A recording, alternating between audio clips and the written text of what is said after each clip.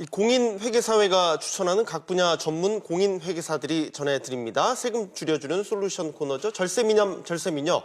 이번 주부터는요, 이 상속, 증여와 관련한 절세 정보 알아보겠습니다. 나철호 회계사 나오셨습니다. 안녕하십니까? 어서 오세요. 안녕하십니까. 나철호 기사입니다. 네. 자, 먼저 상속, 증여와 관련한 첫 시간 오늘 주제 웹툰으로 함께 보시죠.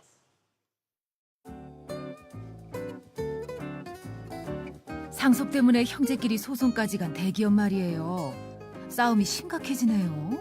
재벌이 아니더라도 주위를 보면 상속 때문에 소송하고 의상한 형제들도 많은 것 같더라고. 자식들이 부모가 남긴 재산으로 싸우는 건 보기 안 좋네요. 그러게 큰형님은 오래전에 첫째한테 상가를, 둘째한테는 땅을 미리 물려주셨잖아. 그게 벌써 10년 전이죠? 아직도 정정하신데 왜 서두르실까요? 자식들한테 일찍 물려주는 게 의도 안 상하고 세금도 줄일 수 있다고 하시더라고. 그래요? 아, 우리 집도 이제 아이들한테 어떻게 물려줄지 서둘러야 하는 거 아니에요?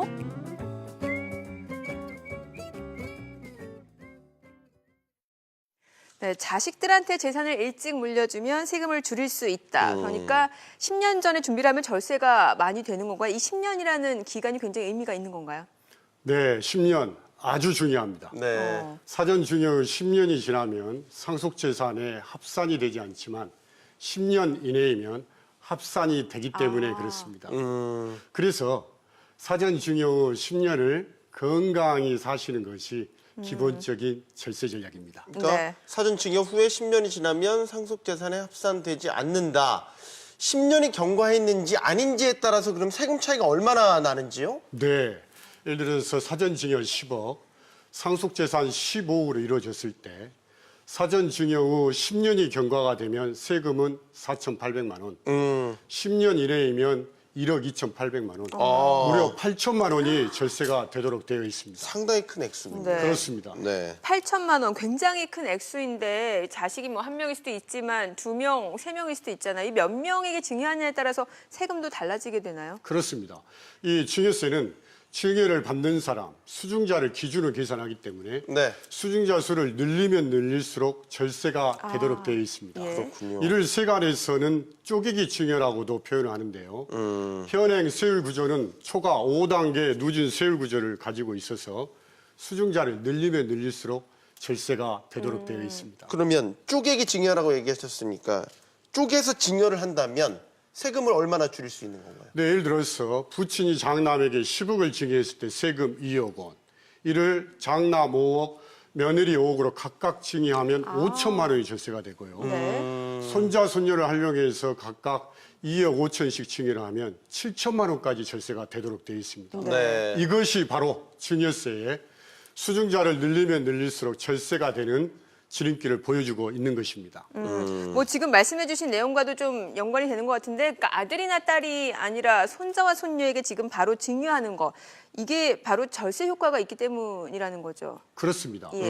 이를 세대생략 증여라고 하는데 아버지가 아들에게, 아들이 손자에게 증여하는 경우에는 각각 증여세가 2번이 발생이 됩니다. 그렇겠죠. 이런 경우보다는 아버지가 다이렉트로 손자에게 증여했을 때 세금이 절세가 되기 때문에 그렇습니다. 그러니까 세대 생략 증여라고 한 세대를 이제 생략하고 그렇습니다. 그 후세대로 하는 예, 예. 얼마나 세금이 절약되는지요? 예를 들어 10억 재산을 아버지가 아들에게, 아들이 다시 손자에게 했을 때 세금은 3억 6천만 원. 네. 근데 이걸 건너뛰어서 아버지가 손자에게 주는 경우에는 2억 8천만 원, 무려 8천만 원이나 절세가 되도록 되어 있습니다. 예. 자, 그러면 그 아들을 건너뛰어서 세대 생략 증여하는 경우에 불이익은 따로 없는 건가요? 불이익이 있습니다. 이를 세대생략 할증과세라 하는데 예. 네.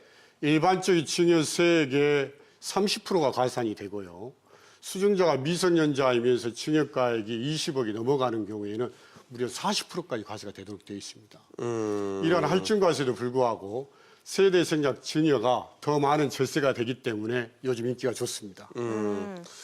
근데 이제 뭐 사전 증여라는 게 논란이 좀 있지 않습니까? 어감도 뭐 그렇게 좋은 것 같지는 않고요. 뭐 예를 들어서 이제 부모는 자식에게 1억 원을 빌려준 것이라고 주장을 하는데 세무서에서는 빌려준 것이 아니라 자식에게 증여한 것이라고 봐서 세금을 부과하는 경우도 많이 봤습니다. 예, 그렇습니다. 네. 요즘 부모 자식 간의 거래가 늘 논란의 대상이 되고 있습니다. 부모는 자식에게 증여한 것이 아니라 빌려준 것을 주장합니다. 왜? 증여로 보는 순간 무거운 증여세가 부과가 되기 때문에 그렇습니다.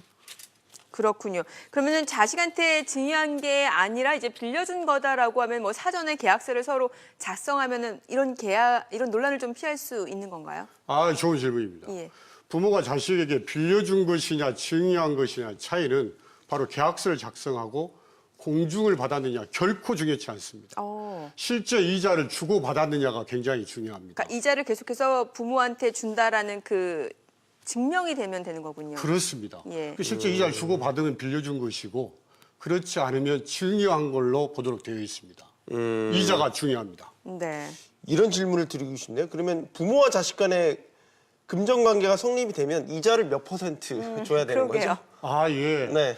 매년 사실 이자율의 변동이 있습니다만은 현행 세법의 규정에 의하면 4.6%를 준용하도록 되어 있습니다. 예를 들어서 1억을 빌려준다면 연 460만 원, 월 40만 원 이자를 주고받는 것이 적정하다고 생각합니다. 예, 알겠습니다. 알겠습니다. 자, 오늘 상속 증여와 관련된 내용 알아봤습니다. 나철호 회계사였습니다. 오늘 고맙습니다. 잘 네, 들었습니다. 감사합니다.